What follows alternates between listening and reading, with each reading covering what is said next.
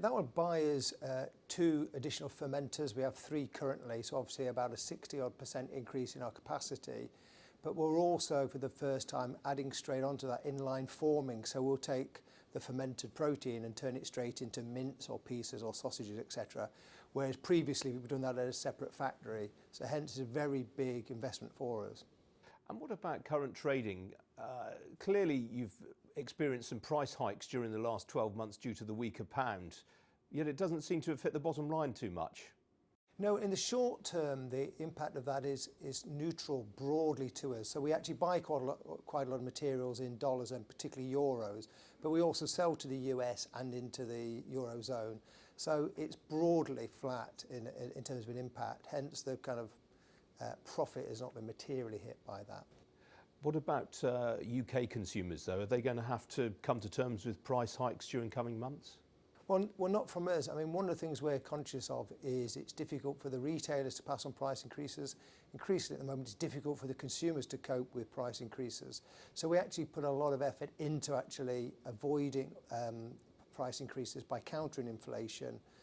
And a good example is that we invested in a combined heat and power plant, which cost us over £2 million, which has just been installed, but that will reduce our energy costs by about £750,000 a year. So we're constantly finding ways to counter the inflation, whether it's coming from currency or whether it's just coming from the general inflation we're seeing. Now, we may not be able to do that forever, but every year we can stave off inflation. We think that's kind of good for the consumer, which then is good for our business.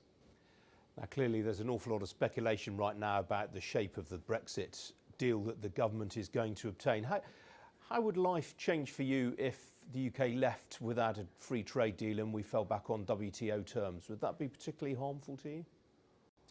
Well, I mean, like any business, it wouldn't be good for us, but clearly we're making a very large investment, both in the capacity, but also commercially to grow the business at the high rates we're getting. So we're taking a view that we can continue to thrive, even with a hard version of Brexit, shall we say. Part of the reason for that is, while we have significant sales in the EU, we have a lot of sales outside of the EU, the US, the UK itself, Australia as examples. And we're investing heavily in growth in Asia at the moment, which is small because it's new, but over the next 3 to 5 years will be a very material leg to our business. So we can focus where we grow depending on the outcomes from Brexit. So if the UK is able to obtain free trade deals with countries outside the EU quickly, Brexit could even be a positive for you then? Well, ironically, some of these areas, it could help us. You know, we actually have tariffs going into the US, Australia as examples, certain parts of Asia. So free trade zones into some of those areas would actually be helpful.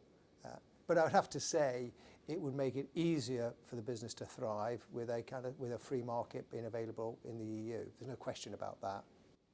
Now, separately today, you've said you want Quorn to be £1 billion brand a decade from now. That's a pretty big expansion of the business when most big food companies are seeing flat to negligible growth.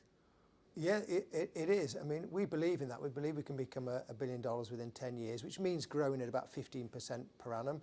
We're growing at about 19 currently, and we'll be somewhere in that region for the end of this year. But the advantages for us compared to a lot of food companies is our category is on trend around the world. Kind of younger, more educated consumers are just cutting down a little bit on meat. So meat alternatives are thriving. We make the best version of that in the world, so we're very competitive.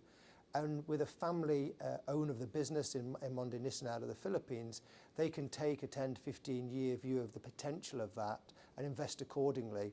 So our growth is coming through successful increases in investment.